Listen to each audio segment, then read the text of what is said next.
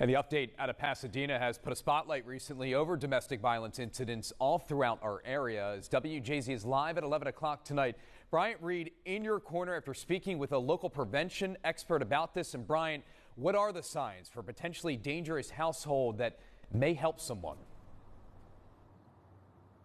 Well, Rick, there are several signs. Some of them include anxiousness. Some include seeing controlling behaviors. But the domestic violence numbers, not only in Maryland, but across the country, are concerning. They've risen recently. About 75% of all murder-suicides are domestically related across the country. And meanwhile, right here in Maryland, about 25% of homicides, are murder-suicides.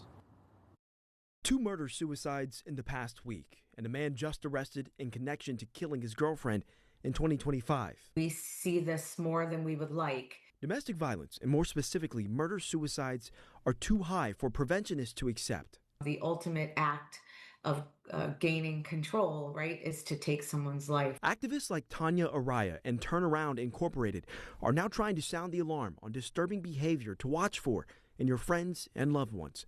They say you can recognize signs like isolation from friends and family and controlling behaviors or anxiousness. One person wants to control the relationship and uses a variety of tactics to gain and maintain that power and control. In 2025, 37 homicides in Maryland were tied to domestic situations, according to the Maryland Network Against Domestic Violence. In Westminster last Sunday, Laura and Craig Schusler were found dead in their home. Police believe it was a murder-suicide, but it's still under investigation. Neighbors were shocked. I didn't know what was going on. That's my first time actually witnessing something like that close.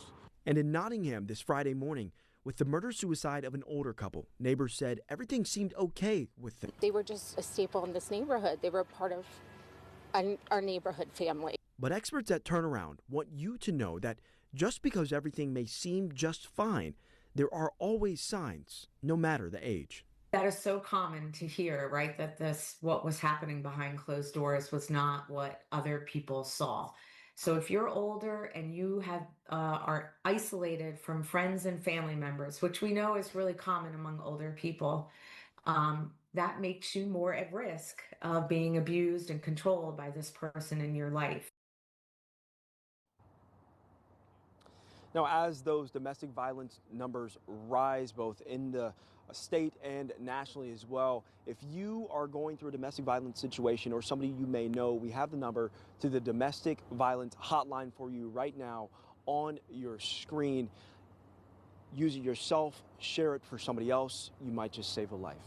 On your corner tonight, Bryant Reed, WJZ.